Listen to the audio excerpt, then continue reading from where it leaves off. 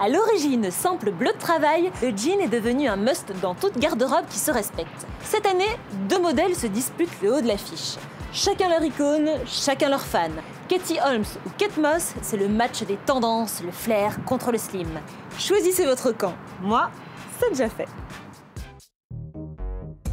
Le jean est aujourd'hui l'incontournable de nos garde-robes. Mais c'est surtout cette année l'objet d'une guerre de tendance sans merci. 2 icônes de la mode s'affrontent, Kate Moss et Katie Holmes. L'anglaise joue pour le slim, l'américaine pour le flair. C'est le match des tendances. C'est vrai qu'on a un match entre le flair et le slim qui pourrait ressembler un peu à un match Beatles versus Rolling Stones. Le flair est une coupe étroite au niveau des cuisses, puis très évasée. Le slim, lui, se porte comme une seconde peau. Très serré, il épouse toutes les formes. Et pourtant, avant d'être un must couture, le jean, ou denim pour les Américains, a été créé au fin fond du Nevada, sur la côte ouest des États-Unis. C'est au milieu du 19e siècle qu'un certain Lévi-Strauss met au point ce qui n'est qu'un simple bleu de travail destiné aux ouvriers. Mais rapidement, le jean devient une véritable pièce de mode et prend alors de multiples formes. Parmi elles, le slim et le flair. 2 coupes nées dans les années 70. 2 tribus s'affrontaient alors, les rockers qui portaient des slims et les hippies qui préféraient le flair. Le slim, il vient tout droit du rock. On se rappelle de Debbie Harris, Blondie, qui portait le slim à merveille. Très sexy, très underground, un peu trash. Alors, le jean flair trouve ses origines dans les années 60-70. Ça a commencé par exemple avec Sonny and Cher. Ensuite, il y a eu les drôles de dames avec Farrah Fawcett qui est vraiment devenue l'icône du flair. Et ça s'est ensuite démocratisé. Les hippies, les baba cool ont récupéré ce jean et la forme pack def pour en faire leur tendance. Aujourd'hui, impossible d'évoquer le slim sans penser à Kate Moss. En l'adoptant, la brindille a fait de ce jean un must. Pas une sortie de la top model sans un nouveau slim. Elle a même donné son nom à une collection.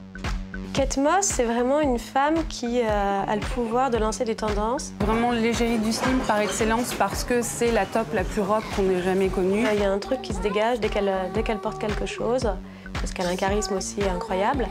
Et Kate Moss avec un slim, un t-shirt blanc et un blazer, elle est magnifique. Côté flair, celle qui le remet au goût du jour, c'est Katie Holmes, la femme de Tom Cruise et la chef de file de la tendance, entraînant avec elle Claudia Schiffer ou encore Stella McCartney. Katie Holmes a rendu cette élégance 70s et cet esprit vintage omniprésent dans les magazines. Le flair, c'est vraiment quelque chose de très élégant qu'on porte avec des talons.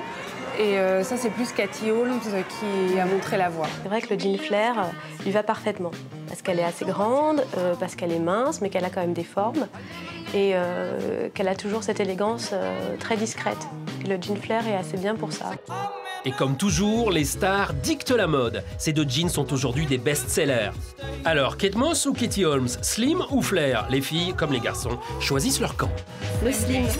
Pour sortir, pour être plus élégante, plutôt le slim. En fait, maintenant, c'est même pas devenu un slim, c'est devenu un jean normal, quoi. C'est comme ça devait remplacer le jean totalement. J'aime le flair, mais il ne faudrait pas qu'il soit trop large. Oui, et taille haute aussi. Je trouve que c'est sympa, après ça dépend du style, quoi. C'est moins portable que le slim. Dans la rue, le slim semble donc triompher, mais qu'en pensent nos expertes? Du slim et du flair, c'est vraiment le slim qui a réussi à s'imposer. Même si le flair va faire une belle percée, à mon avis, on va voir beaucoup de filles, beaucoup de fashionistas qui vont tenter le flair. Mais le slim, c'est devenu un tel basique qu'on ne peut plus l'enlever de nos garde-robes.